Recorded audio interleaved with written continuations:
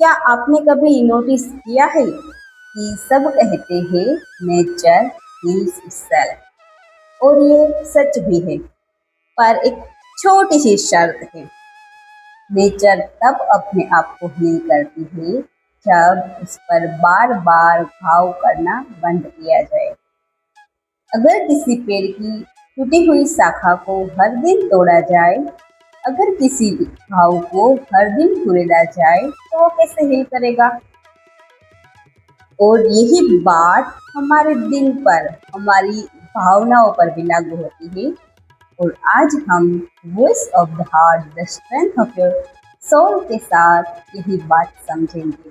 कई बार हम सोचते हैं कि समय सब ठीक कर देगा, और हम अपनी भावनाओं को दबा देते हैं, अपने दर्द को अनदेखा कर देते हैं, और इसी चक्कर में हम अपने आप को नए नए दर्द देते रहते हैं। अगर चोट लगी हो, उस पर बार बार चोट लगती रहे, तो हीलिंग कैसे होगी? सबसे पहले हमें खुद को बचाना होगा, दूसरों से नहीं, कई बार अपने आप से, उन विचारों से जो हमें बार बार नीचे खींचती है, उन यादों से जो हमें बार बार दर्द देती है, उन शब्दों से जो हम बार बार खुद को ही कहते हैं। सच्चाई यही है कि हर इंसान कहीं ना कहीं किसी ना किसी दर्द से लड़ रहा है। हर मुस्कुराते चेहरे के पीछे कोई ना कोई अनकही कहानी छुपी होती है। लेकिन सबसे बड़ी गलती यह है कि हम अपने दर्द को समझने की कोशिश ही नहीं करते। हम उसे छुपा देते हैं। हम उसे समझना तो दूर, इग्नोर करना शुरू कर देते हैं।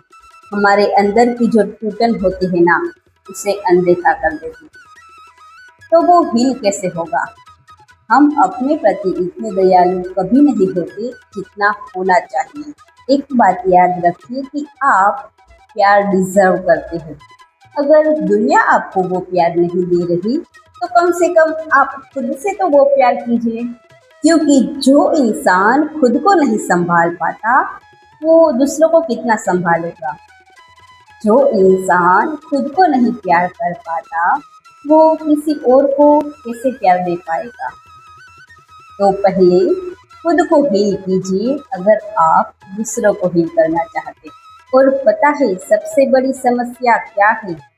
जब कोई इंसान हमें चोट पहुंचाता है ना, तब हम उस इंसान को याद रखते हैं, उस चोट को याद रखते हैं, उस दर्द को याद रखते हैं। हम हर रोज अपने आप को याद दिलाते हैं कि उसने मुझे ये कहा था, उसने मुझे ये दर्द दिया था, उसने मुझे कमजोर समझा था। और अनजाने में हम उस दर्द को हर रोज जीते हैं। हम उस घाव को कभी भरने ही नहीं देते। पर क्या आपने कभी खुद से ये कहा है कि मुझे हील करने के लिए हर बार दूसरों की जरूरत नहीं है, मैं खुद भी अपने आप को संभाल सकता हूँ, मैं खुद भी खुद को समझ सकता हूँ? और एक बात बताइए, क्या आपने कभी खुद से प्यार से बात की है? क्या आपने कभी अपनी भावनाओं को समझने की कोशिश की है? क्या आपने कभी खुद को हील करने की कोशिश की है?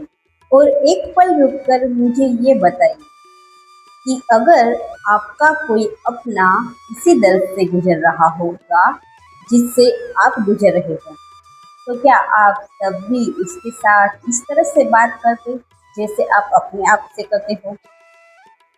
अगर जवाब नहीं है, तो अब समय आ गया है खुद के प्रति भी इतना दयालु बनने की।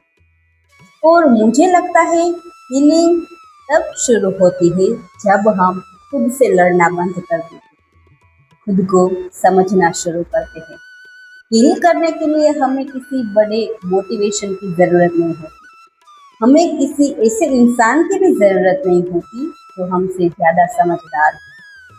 हमें ज़रूरत होती है तो अपना हाथ थामने की, हमें ज़रूरत होती है तो खुद को समझने की। तो अब समय आ गया है खुद से प्यार करने का। क्या पता इसी सफ़र में आप खुद को खोते नहीं हो, पर शायद अपने आप को पालो। जिस सुकून की तलाश आप बाहर कर रहे हो, क्या पता आपको ये समझ में आ जाए कि उसका एक हिस्सा हमेशा ही आपके अंदर ही था। हीलिंग तब शुरू नहीं होती जब हमें कोई मोटिवेट करता है, वो तब शुरू होती है जब हम अपने साथ खड़े होना सीख लेते हैं। दुनिया में कोई आपके साथ रहे या साथ छोड़ दे, कोई आपको समझे या ना समझे, पर एक इंसान है जिसका साथ आपको कभी नहीं छोड़ना है, और वो इंसान आप खुद हो। आप अपना हाथ कभी मत छोड़िएगा, क्योंकि आप जितना सोचते हो ना, उससे कहीं ज़्यादा मजबूत हो। आप अपने आप में ही इनफ हो। बस कभी अपना साथ मत छोड़िएगा। और अगर ये वीडियो आपके लिए हेल्पफुल हो तो चैनल को लाइक, शेयर एंड सब्सक्राइब कीजिएगा। और क्या आप अपने आप को समझते हो? अपने आप से प्यार करते हो? और क्या आप भी मानते हो कि हीलिंग खुद के साथ खड़े रहने से शुरू होती है, कोई टाइम से नहीं? अगर हाँ, तो मुझे कमेंट करके बताइएगा। मैं भी आपकी जर्नी के साथ जुड़ना पसंद करूँगी।